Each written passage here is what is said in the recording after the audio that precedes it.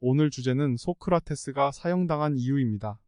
제가 이 주제를 선정한 이유는 소크라테스의 죽음이 철학사적으로도 의의가 있지만 소크라테스 시대의 정치와 현 대한민국의 정치 현실이 닮은 점이 있기 때문입니다. 우선 소크라테스가 사형을 선고받을 수밖에 없었던 이유, 그리고 소크라테스를 죽음으로 몰고 간 그리스의 정치 현실이 대한민국과 어떻게 닮았는지를 설명하겠습니다. 소크라테스 하면 가장 먼저 떠오르는 말이라고 한다면 그너 자신을 알라일 것입니다. 많은 분들이 잘못 알고 있는 것과는 다르게 사실 이 말은 소크라테스가 한 말이 아닙니다. 사실 이 문장은 델포이의 신전 기둥에 쓰여 있던 문구입니다. 이 말을 소크라테스가 자신의 철학에 차용을 했다고 볼 수 있습니다.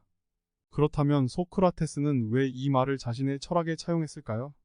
그건 당시 그리스의 사람들이 잘못된 지식과 윤리 그리고 가치관들을 가지고 있었기 때문입니다. 사이비적인 지식을 가지고 대중을 선동하는 사람들이 많았기 때문인데요. 잘 모르시는 분들도 있으시겠지만 사실 사이비라는 단어는 영어가 아니라 한자입니다.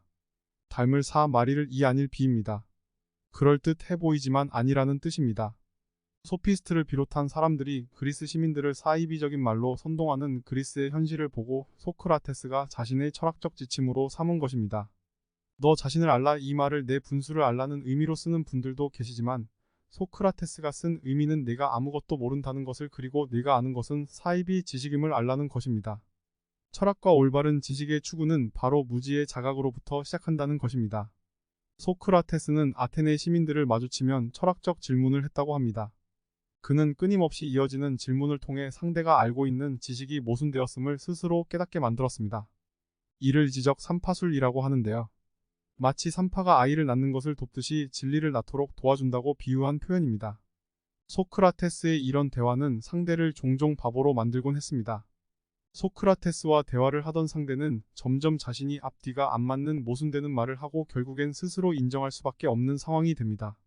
학부 시절 교수님이 소크라테스가 죽은 이유는 하루 종일 은어 멍청하다라고 돌아다녔기 때문이라고 농담을 하셨습니다. 저도 공감이 되었는데요. 소크라테스는 악의를 가지고 한 건 아니지만 많은 소피스트와 시민들을 공경에 빠뜨리곤 했습니다. 그래서 아테네 시민들은 소크라테스와 눈이 마주치면 피하곤 했습니다.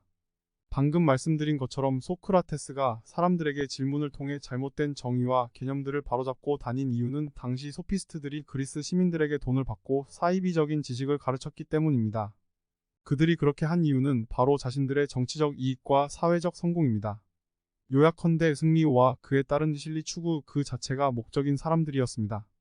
설령 자신의 주장이 얼토당토하는 주장이더라도 그 주장이 받아들여졌을 때 실질적으로 많은 폐해가 우려된다 할지라도 그 주장으로 인해 자신이 언쟁에서 승리할 수 있다면 아니면 적어도 상대를 논리적 수렁에 빠뜨릴 수 있다면 과감하게 주장하는 사람들이 소피스트일 것입니다. 물론 소피스트들은 당시로부터 수천 년이 지난 현재에도 TV나 컴퓨터 너머로 어렵지 않게 발견할 수 있습니다. 소피스트의 궤변에 자신이 사랑하던 아테네가 혼란에 빠진 것을 보고 소크라테스는 일종의 사명감 같은 것을 느꼈을지도 모릅니다. 하지만 앞서 언급했듯이 소크라테스의 지적 삼파술은 필연적으로 적을 만들게 됩니다. 아침 일찍부터 밤늦게까지 사람들과 토론하는 것을 평생의 업으로 삼았던 소크라테스에게는 당연한 결과겠지요. 이렇게 소크라테스에게 망신을 당해 그에게 앙심을 품은 사람 중에 한 명이 메논입니다. 그는 많은 사람들이 있는 곳에서 제대로 창피한 꼴을 보이게 되죠. 부끄러움은 인간에게 있어서 강렬한 감정 중 하나입니다. 많은 사람들이 소크라테스에게 원한을 가지게 된 이유라고 할 수 있습니다. 결국 소크라테스는 아테네가 믿는 신을 믿지 않았으며 아테네의 청년들을 타락시켰다는 내용으로 고발을 당하게 됩니다. 소크라테스에 대한 재판이 열리게 되고 소크라테스가 유죄라는 선택을 한 시민들이 더 많았기 때문에 소크라테스에게는 사형이 선고됩니다. 소크라테스의 지인들은 소크라테스에게 외국으로 도망칠 것을 권했지만 소크라테스는 거절합니다. 소크라테스가 악법도 법이다라고 말하며 거절했다고 알려졌는데 사실 이것은 잘못된 상식입니다. 악법도 법이다라는 말은 일본의 법철학자 오다카 도모오가 1930년대에 출판한 그의 책 법철학에서 실정법주의를 주장하며 쓴 글에 나오는 말입니다. 일제시대의 오다카 도모오가 이런 해석을 한 이유는 일본의 잔혹한 식민 통치를 합리화하기 위해서였습니다. 소크라테스는 직접적으로 위와 같은 말을 남긴 적이 없습니다.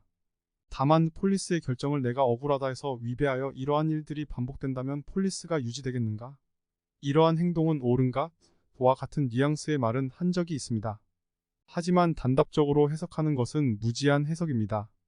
위대한 철학자 소크라테스는 당시의 정치적 현실에 의해 죽음을 맞게 됩니다. 아테네를 진심으로 사랑하고 시민들에게 올바른 방향을 제시하고자 했던 철학자가 죽임을 당한 것이라고 저는 평가하고 싶습니다. 애석하게도 당대 그리스의 정치 현실과 현재 대한민국의 정치 현실은 닮은 점이 있습니다. 바로 현대판 소피스트들이 궤변을 시민들에게 늘어놓고 있다는 것입니다. 그들은 가짜뉴스와 확인되지 않은 루머를 양산해서 정치적 이익과 사회적 성공 그리고 돈을 추구합니다. 과거의 소피스트들을 놀랍도록 닮은 그들을 보면서 소크라테스는 과연 무슨 말을 할까요? 나훈 아씨의 노래처럼 테스 형에게 물어보고 싶은 마음입니다. 이것으로 영상을 마치도록 하겠습니다. 시청해주셔서 감사합니다.